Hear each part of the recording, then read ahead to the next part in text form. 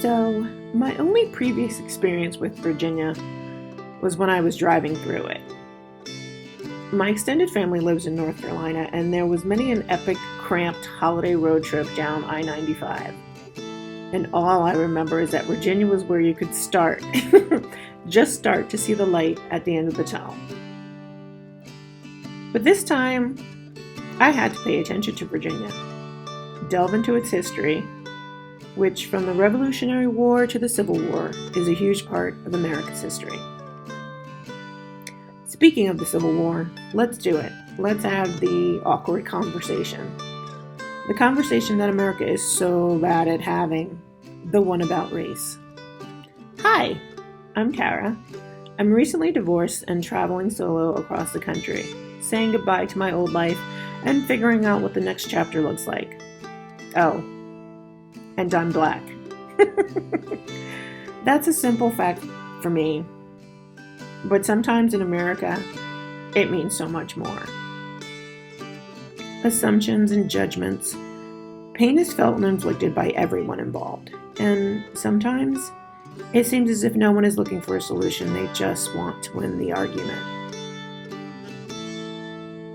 Me, I've always been a glass half full kind of gal. I never deliberately try and hurt anyone, and if I do so unintentionally, I hope I can sincerely apologize and do better next time. But if you don't like me, I probably don't care. And if I don't care that you don't like me, I certainly don't care why. Whether it's because I'm black, because I'm a woman, because I'm opinionated, because I laugh too loud, drink too much, there are lots of reasons I might not be your cup of tea. But as much as it used to shock me, I know for some people, my being black is all it would take. Too often in America, race matters. It has since America's founding, and especially since the Civil War, when in 1861, 10 states, including Virginia, seceded from the Union and formed the Confederate States of America. There were more Civil War battles fought in Virginia than in any other state. Richmond, Virginia became the capital of the Confederacy. It seems like the only thing that didn't happen in Virginia as pertains to the Civil War was the start. That occurred in South Carolina at Fort Sumter. The Civil War history is alive here, tangible, present, and alive. And at the end of this trip, I kind of understood why. There were more than 2,000 military events in Virginia. More than half of all the battles that occurred during the Civil War took place here. But it was more than that. Homes, towns were raided and occupied. The economy was destroyed, and in fighting what the Union called a hard war, lives of non-combatants that might have supported the Confederacy were a target as well.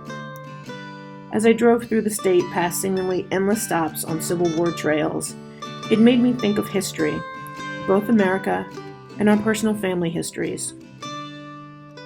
I'm proud of mine, of the small town in North Carolina where my freed ancestors lived very, especially by today's standards, imperfect lives.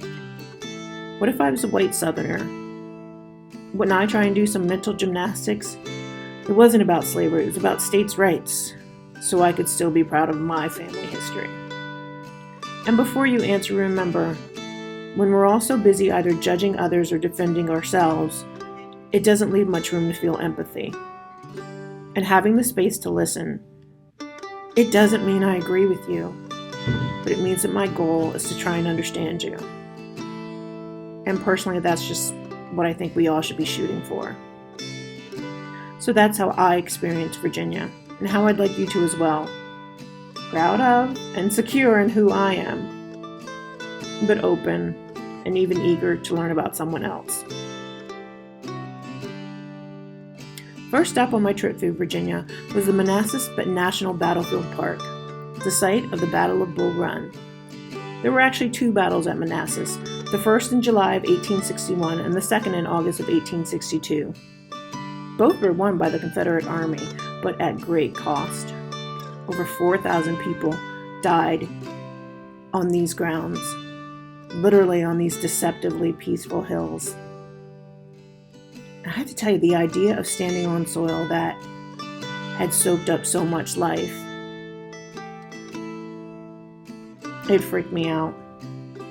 And yet those losses only hit at the estimated 750,000 Americans that would die before the war ended in Appomattox 4 years later. Battle Manassas for Bull Run, this is really the end of innocence for a lot of these men. It's kind of a brutal awakening for a lot of these soldiers who expected to come out here almost like a summer camp, enjoy their time. A lot of these men are going away from home for the very first time in their lives, and instead of having excitement and joy, they're seeing their friends and comrades get shot and killed right next to them. This battle is the bloodiest day in American history up till that point. You have a total of 5,000 casualties here. That's killed, wounded, and missing men. Over 900 soldiers will lose their lives at this battle. Like I said, this is really the end of innocence. One man said, "I never read of the like of that battle in my life, and I never wish to see the like again." Mount Vernon is the former plantation home and eternal burial site of the first president of the United States, George Washington. Many of our founding fathers have had their halos tarnished in the past few years. Instead of simple, cookie-cutter heroes, we've had to recognize them as flawed human beings of their times. I live by the motto, when you know better, you do better.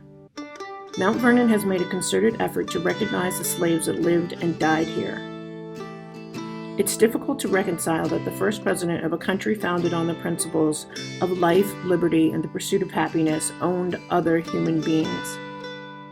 But Washington's thoughts about slavery did evolve over the course of his lifetime, and he freed the slaves that he could upon his death. All that being said, I was devastated by the cramped slave quarters and the grounds of the unmarked slave cemetery.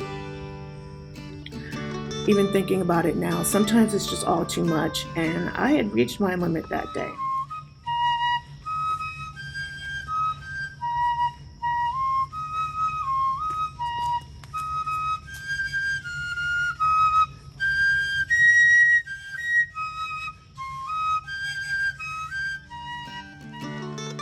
I didn't know much about the history of Arlington National Cemetery.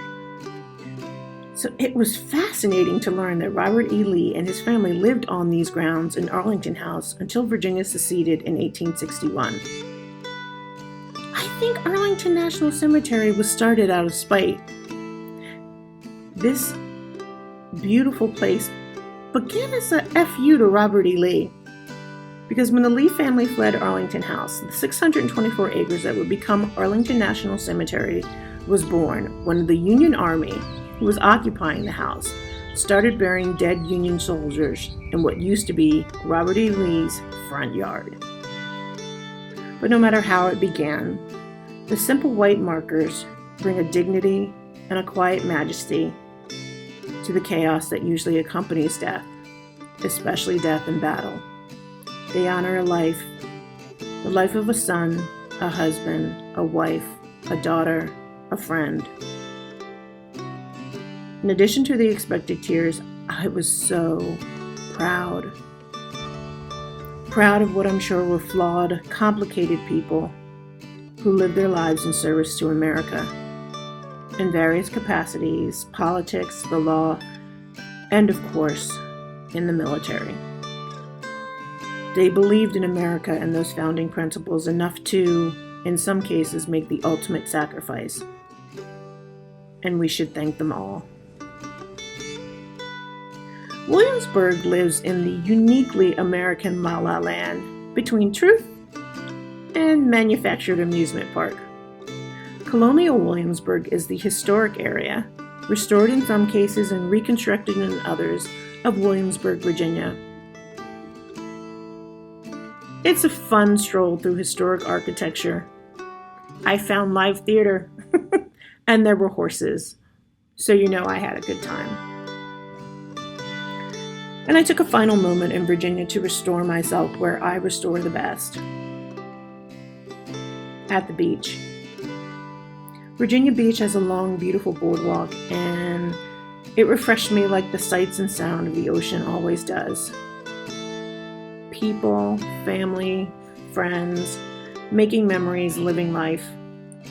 Wave after wave, summer after summer, year after year, generation after generation.